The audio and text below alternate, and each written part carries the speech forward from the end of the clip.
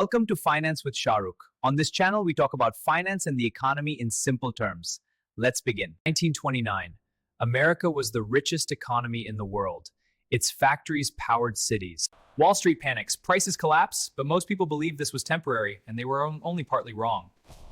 By the early 1930s, thousands of American banks collapsed, not in secret, but in full view of the public. As the crisis spread, the world looked to one institution for stability, the Federal Reserve. As fear spread, nations turned inward. Tariffs were raised, borders hardened, and global trade collapsed.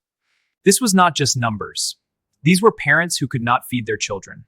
People who wanted to work, but there were no jobs. The Great Depression was not inevitable. It was shaped by human decisions, and they can be previous. The greatest lessons by choices, by decisions made in boardrooms, governments, and moments of silence. Fear spreads faster than facts, and panic spreads faster than logic. This is herd behavior. In every crisis, fear becomes stronger than logic. Markets are not just numbers, they're people. And people are not always rational. When it nags, fear overwhelms control. October 1929. Fear moved faster than money. People rushed to sell, even when their stock still had value. Herd behavior dominates markets, because when a few investors sell, the rest follow, not out of logic, but fear. Media, rumors, and whispers accelerate panic. On Black Thursday, the panic reached a tipping point. Herd behavior ruled the day. This was not just a story of numbers. It was a story of people. Because when the market collapsed, it wasn't only wealth that disappeared. Fear had taken control. And the fall didn't stop. It only grew deeper.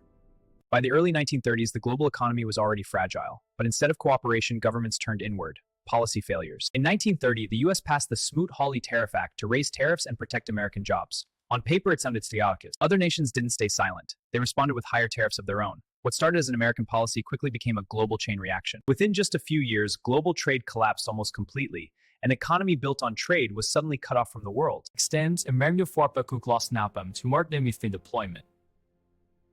It strangled the bad Paulo Junturosi Mafdom, a trade route region say to wall by loon. And in the end, what was meant to protect ended up destroying. When nations stop trading, they block recovery. When economies collapse, politics collapses with them. In the 1930s, millions were unemployed. Because when hope disappears, extremism feels like an answer. Political consequences.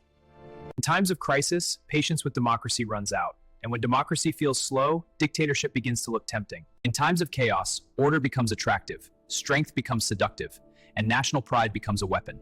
Germany in the early 1930s, a nation already wounded, now pushed to the edge. Hitler rose during despair. Listen.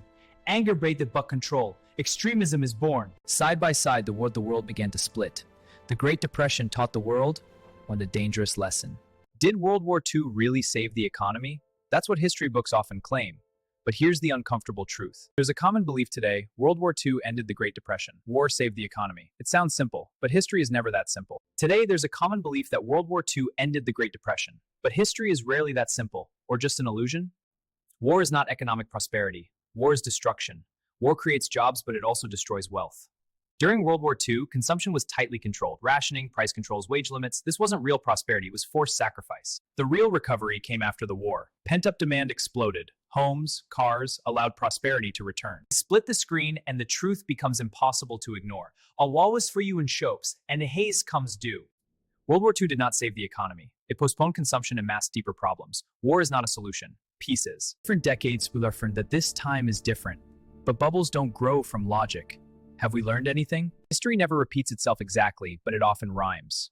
The Great Depression was a warning, not just for Etcherin but followed. Watch the bubble grow, bigger and bigger, reflecting charts, and then bubbles never look dangerous until they burst. But the real question is this. Technology creates growth, but hype creates bubbles. Crypto promised a new kind of finance, and requests on the dick circulation. A question of when. Modern housing projects, rising prices, sold signs everywhere. Housing bubbles are not new. They exist to be forming again. Faces from different eras blending into one. Because bubbles aren't built by numbers, they're built by belief. Markets crash because people don't change. Because crashes don't arrive sudden or early warning signs. It only makes the collapse out of worse, not from hope. The greatest risk to the future is not AI, crypto, or housing. It's believing this time is different. It didn't have to happen, and it doesn't have to happen again. That's all for today. If you liked the video, please like and subscribe. See you in the next one.